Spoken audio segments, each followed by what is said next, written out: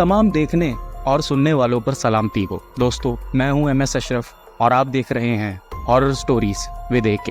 दोस्तों, जो कहानी आज मैं आपको सुनाने जा रहा हूं वो एक और सच्ची कहानी है और मेरे पड़ोस में ये वाकया हुआ। कुछ प्राइवेसी कंसर्न्स की वजह से मैं उनका नाम नहीं लूँगा, लेकिन ये सच्ची दास्तान है और ये सुनकर आपको ज़रूर एहसास होगा कि हम लोग बहुत सी गलतियाँ ऐसी करते हैं जिनका खमियाजा हमें बाद में भुगतना पड़ता है, लेकिन वो ज़ात वो हमेशा इंसान के लिए भलाई ही करती है। तो दोस्तों, ये कहानी शुरू करने से पहले मैं आपसे एक रिक्वेस्ट करना चाहता हूँ कि बराए मेहरबानी सब्सक्राइब का बटन दबा दें और साथ ही साथ बेल आइकन को प्रेस कर दें। ऐसा करने से नोटिफिकेशन की सूरत में आने वाली हर स्टोरी आपको आपके मोबाइल स्क्रीन पर मिल जाया करेगी। साथ ही साथ लाइक और सब्सक्राइब करना ना भूलें और कमेंट्स की सूरत में अपना प्यारा फीडबैक या फिर तनकीदी फीडबैक ज़रूर दीजिए। चलें फिर शुरू करते हैं कहानी, जिसका नाम है बेरी का दरख्त।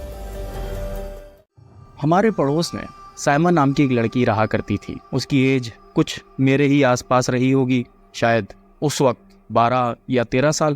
खैर, साइमा एक सुलझी हुई बच्ची थी। हम लोग साथ सिपारा पढ़ते थे और छोटी उम्र में 6-7 साल की उम्र तक तो हम साथ ही खेलते कूदते रहे थे। उसके बाद वो थोड़ी बड़ी हो गई तो उसका घर में रहना शुरू हो गया, ज़्यादा पर्दे की तरफ ध्यान हो गया। बहरहाल, साइमा के घर में एक बेरी का दरख्त था। वो बेरी का दरख्त कम से कम मैं तो अपना होश संभालने से देख ही रहा था, जबकि मेरे बड़े ये कहते हैं कि वो दरख्त, वो ट्री जो था, उनके कराची में भी आने से पहले का था। ट्री काफ़ी पुराना और बड़ा था। सर्दियों में बहुत से बेर होते थे उस पर। बिलखुसूस रमज़ान के महीने में हम सहरी करने के बाद वो बेर चुनने के लिए जाया करते थे। फिर एक दिन हमें खबर मिली कि साइमा की तबीयत बहुत ज़्यादा ख़राब हो गई है। अब साइमा कुछ अजीब सा बिहेव करने लगी थी घर के अंदर।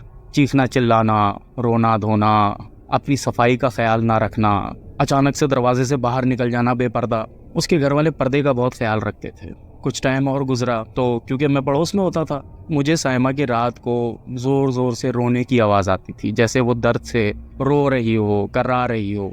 बड़ा बुरा लगता था ये सुनना। वालदा को भी पूछता था कि साइमा के साथ क्या हुआ है। वालदा पहले तो नहीं बताती थी, लेकिन फिर थोड़ा टाइम गुजरा तो उन्होंने मुझे बताया कि साइमा पर जिन का साया हो गया है। क्योंकि मैं तो उस वक्त इतना पढ़ा लिखा या समझदार तो नहीं था, तो बस हमारे लिए यही कहना बहुत ज़्यादा होता था कि जिन का साया हो गया। अब ये मैं नहीं जानता कि वो कोई साइकोलॉजिकल प्रॉब्लम था या वाकई जिन का साया था, लेकिन जो मैंने सुना वही मैं आपको बता रहा हूँ। एक रात साइमा वॉशरूम की ज़रूरत के लिए जागी और जागते ही वो वॉशरूम में गई तो वॉशरूम से उनके वो ट्री नज़र आता था, साफ नज़र आता था। ऊपर से जो रोशनदान था, जो स्मॉल विंडो थी एयर पासिंग के लिए, उधर से साफ नज़र आता था। और बताने वाले तो ये बताते हैं कि वो वॉशरूम में थी, उसको उस ट्री के ऊपर 2 लाल आँखें नज़र आईं। वो लाल आँखें आहिस्ता आहिस्ता बड़ी होती गईं और बड़ी होते होते वो साफ ऐसा महसूस होने लगा कि वो लाल आँखें बिल्कुल उस रोशनदान पर आ गई हों। साइमा पहले तो बिल्कुल सुन्न होकर ये सब कुछ देखती रही, लेकिन फिर उसके बाद उसकी चीखें निकल गई बेचारी की। वो बहुत बुरे तरीके से चीखी, पूरा घर जाग गया, सब लोग दौड़े दौड़े आए। साइमा वॉशरूम में ही बेहोशी की हालत में थी। उसको उसकी अम्मी और बहनें वगैरह लेकर गई कमरे में। उस रात उसको होश नहीं आया। अगले दिन जब उसको होश आया तो उसको बहुत तेज़ बुखार था और फिर बुखार ही की हालत में उसने अजीब अंदाज में चीखना शुरू कर दिया कि नहीं, मुझे बचा लो, मुझे बचा लो, वो मुझे मार डालेगा, वो मुझे खा जाएगा, वल्लाह अलम, कुछ इस तरह की वो बातें करने लगी। बहुत बुरी हालत थी उसकी। बहरहाल थोड़ा टाइम और गुजरा, मौलवी साहब से दम वगैरह करवाया उसके घर वालों ने। उसके पास बैठकर सूरह यासीन भी पढ़ते थे उसके घर वाले, कुरान भी पढ़ते थे। थोड़ा टाइम गुजरता गया, वो कुछ नॉर्मल सी होती गई, लेकिन वो अपने कमरे से नहीं निकलती थी। और जब कभी उसको बाहर लेकर आते तो वो बेरी के दरख्त को देखकर दोबारा से चीखना शुरू कर देती थी। बड़ी कोशिशें की गई, बड़े दुआएं मांगी गई, मिलाद रखे गए, लेकिन साइमा की तबीयत बेहतर ना हुई। बुखार तो चला गया, लेकिन उसकी जहनी हालत ठीक नहीं थी। फिर एक दिन एक बुज़ुर्ग उनके घर आए, और वो बुज़ुर्ग कौन थे ये मैं नहीं जानता। सफ़ेद सी दाढ़ी थी, मुझे इतना याद है। सर पर सफ़ेद इमामा पहना हुआ था उन्होंने, और कदावर शख्सियत थी, हाइट भी ठीक ठाक थी उनकी। तो वो उनके घर आए। जब वो कुछ टाइम उनके घर पे रहे और फिर वहाँ से वापस गए तो पता चला कि साइमा पर 7 जिनों का साया है, एक पूरी फैमिली का। उसमें सभी शामिल, जो फैमिली के मेंबर थे जिन्नात की, वो सभी एक एक करके आते थे और साइमा को ये बोलते थे कि तुम हमारे साथ जाओगी, अब तुम हमारी फैमिली का हिस्सा हो, अब तुम हमारे ख़ानदान का हिस्सा हो। कोई कहता था कि तुम्हारी मुझसे शादी होगी, तो कोई कहता था कि तुम्हारी हमारे भाई से शादी होगी, हमारे भाई ने तुम्हें पसंद कर लिया है। और ये सब सुन के साइमा जो है वो चीखती चिल्लाती थी, रोती थी ज़ोर ज़ोर से। और जब वो रोती थी तो वो जो जिन्नात थे वो उसको तकलीफ पहुंचाते थे, पेन देते थे। जैसे उसका हाथ मरोड़ दिया या टांग मरोड़ना शुरू कर दी। वो बेचारी रात को बहुत बुरे तरीके से तड़पती थी और चीखती थी। काफ़ी मज़ारात पे उसके घर वाले लेकर गए, वक्ती तौर पर आराम आता और फिर वही हालत हो जाती। मेरे बड़े भाई ने उनके वालिद को मशवरा दिया कि देखें, आप जज्बात में आकर इस बेरी के दरख्त को ना काटिएगा, बेहतर है कि आप ये जगह ही छोड़ दें और नई जगह चले जाएं। क्या पता वो चीज़ें अपना घर ना छोड़ें आपकी बेटी के पीछे आने में, और इस तरह से आप लोगों की जान छूट जाए। लेकिन ट्री को अगर आप काट देंगे तो वो चीज़ें सबकी सब जितनी भी चीज़ें उधर हैं उस ट्री के ऊपर, वो सब आपके घर के अंदर आ जाएंगी और आपके सब घर वालों को तंग करेंगी। अनफॉर्चुनेटली साइमा के अबू ने मेरे बड़े भाई का ये मशवरा नहीं सुना और एक दिन गुस्से में आकर उन्होंने वो बेरी का ट्री काट डाला। उसके बाद से बहुत बुरे हालात हो गए और जैसा मेरे भाई को खदशा था वैसा ही हुआ। उन चीज़ों ने बेरी का दरख्त छोड़कर उनके घर के ऊपर कब्जा कर लिया। अब अगर वो रात को सोते भी थे तो उनके कमरों के अंदर कोई ना कोई मौजूद होता था जो उनको सोने नहीं देता था। अजीब तरह की ठक ठक, घर में कोई चल रहा है तो कोई उसके पीछे चल रहा है। हमेशा ऐसा लगता था जैसे आपके कॉर्नर ऑफ द आई में कोई ना कोई नजर आ रहा है और आप जैसे ही देखोगे तो वहाँ कोई भी नहीं है। वॉशरूम जाने से डर लगता था उनको। घर के अंदर तो गोश्त पकता ही नहीं था, मीट वगैरह वो लोग नहीं पका सकते थे। अगर मीट पकता था तो साइमा पूरे घर को उजाड़ देती थी, पूरे घर के अंदर तोड़ फोड़ मच जाती थी। और अब यही हाल था कि साइमा एक तरह से वो मेनली टारगेटेड थी और उसकी हालत सबसे ज़्यादा बुरी थी और बाकी के घर वाले बहुत ज़्यादा तंग थे क्योंकि उन चीज़ों ने उनका जीना हराम कर दिया था। रातों में अचानक हंसने की आवाज़ें घर के अंदर से आती थी, रातों में अचानक रोने की आवाज़ें आती थी। घर के बच्चे अब बड़े हो चुके थे तो इसलिए वो बहुत ज़्यादा स्ट्रेस में रहते थे, नींद उनकी प्रॉपर होती नहीं थी, बहुत मुश्किल हालात थे उनके।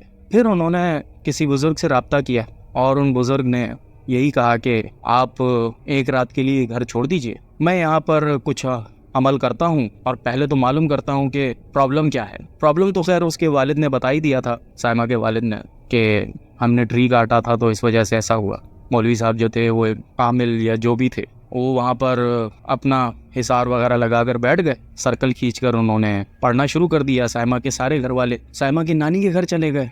अगले दिन जब वो आए तो मौलवी साहब बहुत ज़्यादा स्ट्रेस में नज़र आ रहे थे, उनकी आंखें बहुत ज़्यादा लाल थीं और वो बड़े कंसर्न थे। उन्होंने साइमा के अब्बू से कहा, आप ये घर छोड़ दीजिए तो बेहतर है, आप लोगों का तो पीछा छूट जाएगा लेकिन आपकी बेटी का पीछा नहीं छूट पाएगा, तो कम से कम अपने लिए सोचिए और ये घर छोड़ दीजिए। क्योंकि आपके ट्री काटने से उस ट्री के ऊपर सिर्फ एक ख़ानदान आबाद नहीं था बल्कि कई ख़ानदान आबाद थे। अब वो सब के सब आपके घर के अंदर आ गए हैं और वो ये चाहते हैं कि अब आप लोग उनका घर छीनने की पादाश में अपना घर खो दें। और रही बात साइमा की, तो उसके ऊपर उन्हीं ख़ानदानों में से एक ख़ानदान का जिन आशिक हो चुका और वो उसका पीछा छोड़ना नहीं चाहता किसी भी सूरत में। और ये बहुत ही लंबा अमल होगा, पता नहीं 40 दिन लगें, पता नहीं 6 दिन लगें, पता नहीं 6 साल लग जाएं, मुझे नहीं मालूम, लेकिन ये बहुत लंबा प्रोसेस होगा। तो बेहतर है कि सबसे पहले आप ये घर छोड़िए, उसके बाद साइमा के इलाज का सोचिए, क्योंकि वो जिन ये घर छोड़ने को तैयार है साइमा के लिए। हाँ, उसके ख़ानदान वाले नहीं आएंगे उसके पीछे, 6 जिन्नात उसको छोड़ देंगे, लेकिन एक जिन वो नहीं छोड़ेगा जो आशिक हो चुका है साइमा पर। उन्होंने फैसला किया, ठीक है हम ये घर छोड़ देते हैं, लेकिन वो घर तो कोई ख़रीद ही नहीं सकता था, क्योंकि कोई ख़रीदने के लिए आता भी था तो उस घर के अंदर अजीब से काम होने शुरू हो जाते थे, लोग डर के भाग जाते थे, बर्तन बजते थे, पीछे से चलने की आवाज़ें आ रही होती थी, वही कॉर्नर ऑफ द आई में कोई जो नाक के कॉर्नर से आपको नज़र आ रहा है, देखो तो गायब हो जाए। वक्त गुजरता गया और उन्होंने वो घर खाली कर दिया और कहीं और शिफ्ट हो गए। कोई 7 साल 6 साल के बाद मेरी मुलाकात साइमा के भाई से हुई और मैंने उससे पूछा कि भाई अब हालात कैसे हैं। तो उसने बोला कि यार घर तो छोड़ देने के बाद हमारे साथ तो कुछ भी नहीं हुआ, लेकिन साइमा के साथ बहुत टाइम तक मसला रहा और फिर जो है हमने काफ़ी लंबा जो है वो अमल का प्रोसेस चलाया। कोई 2 साल तक उसका इलाज होता रहा। अब उन्होंने कहाँ इलाज कराया, कैसे इलाज कराया, ये मुझे नहीं मालूम, लेकिन यकीनी तौर पे कोई रूहानी इलाज ही होगा। और फिर 2 साल के इलाज के बाद उस जिन ने साइमा का पीछा छोड़ दिया और फिर जैसे ही साइमा की हालत बेहतर हुई तो 3 से 6 महीने के अंदर अंदर साइमा की शादी हो गई। अब हालात ये हैं कि साइमा नॉर्मल लाइफ तो जी रही है, लेकिन कभी कभार वो खुद भी खौफ के मारे रात को जाग जाती है। उसको ऐसा लगता है कि वही चीज़, वही जिन दोबारा उसको लेने के लिए आ गया है। हो सकता है कि वो वाकई आता हो, या हो सकता है उसके दिमाग पर जो असर उस चीज़ ने डाला था वो असर इतने आराम से ना जा रहा हो। लेकिन काफ़ी टाइम इस बात को गुजर चुका है। मैं उम्मीद करता हूँ कि वो अब बेहतर होगी। और रही बात हमारे पड़ोस की, तो वहाँ पर उस घर को तोड़कर एक मदरसा बना दिया गया। मदरसे में बच्चे आते हैं, पढ़ते हैं। कुछ एक बच्चों ने कहा भी कि उनको कुछ नज़र आया है, लेकिन इतना कुछ सीरियस कुछ भी नहीं था। बस ये है कि वहाँ पर कुरान की तालीम दी जाती है, नमाज़ पढ़ाई जाती है, और वो जगह ऐसे ही चल रही है। तो ये थी दोस्तों एक सच्ची कहानी। उम्मीद करता हूँ कि आपको ये कहानी पसंद आई होगी और आपने इससे कुछ ना कुछ सबक ज़रूर लिया होगा।